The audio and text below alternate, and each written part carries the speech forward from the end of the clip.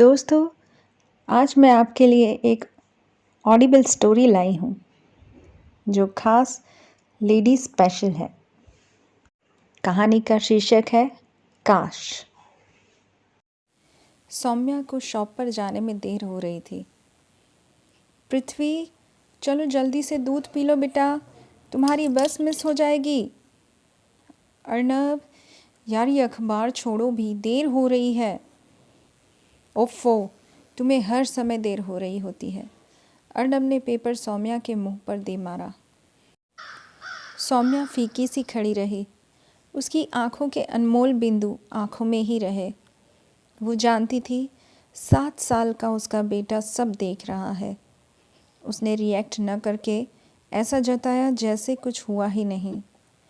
पृथ्वी माँ को निहारता रहा, जैसे वो माँ ने छुपाकर जो दर्द अपने सीने में दबा रखा था उसे महसूस कर रहा था। अब चलो चलो भी, मैं रेडी तो हूँ। और कितनी देर? आजा मेरा बेटा, आज मैं आपके लिए बढ़िया केक लाऊंगा। आज आपका बर्थडे है ना? अर्नब ने बेटे को गले लगाकर किस करते हुए कहा और उसे स्कूल बस तक छोड़कर आता है। सौम्या ताला लगाकर बाहर ही खड़ी थी। दोनों बाइक पर सवार होकर दुकान की तरफ चल देते हैं। नाराज़ हो? सॉरी यार, तुम तो जानती हो मुझे सब आराम से अच्छा लगता है। ये जल्दबाजी मुझे पसंद नहीं। क्या करूं, आपको मैंने कहा तो था जितनी जल्दी हम दुकान खोलेंगे उतना अच्छा है। फूल की दुकान पर कस्टमर सुबह जल्दी आते हैं। अगर देर से जाएंगे तो हमारे ग्राहक छूट जाएंगे। दुकान पर पहुंचते ही देखा नंदू काका वहां खड़े थे। सॉरी नंदू काका, ज़रा देर हो गई। सौम्या बेटी, तेरा काका तो समझ जाएगा, बाकी को कैसे समझाएगी?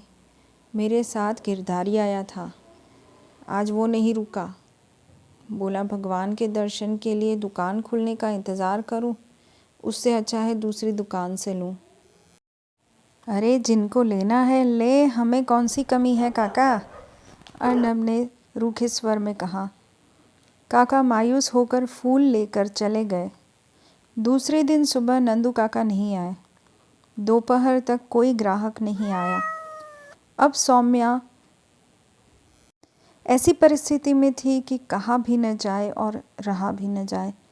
फिर भी हिम्मत बटोर कर बोली, अर्नब तुम प्लीज़ मुझे हैंडल करने दो कस्टमर्स को। हमारे लिए ये बहुत आवश्यक है कि दुकान चले, वरना हम खाएंगे क्या?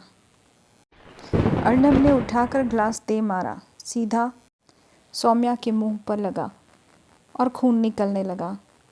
हर पल सौम्या उस वक्त को कोसती है कि जब उसे सबने डिवोर्स के लिए कहा तो वह अर्नब की बातों में बहक गई और फिर उसके पास चली गई।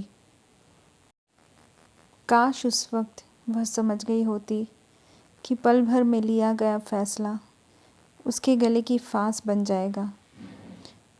कई बार हम बहकावे में आकर जो फैसले लेते हैं, कभी कभी उन फैसलों से बाहर आने के लिए हमें कठोर निर्णय लेने ही पड़ते हैं, जो सौम्या को अब लेना चाहिए।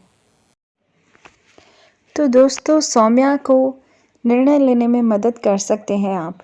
अपने अपने सुझाव अवश्य रखिएगा। धन्यवाद।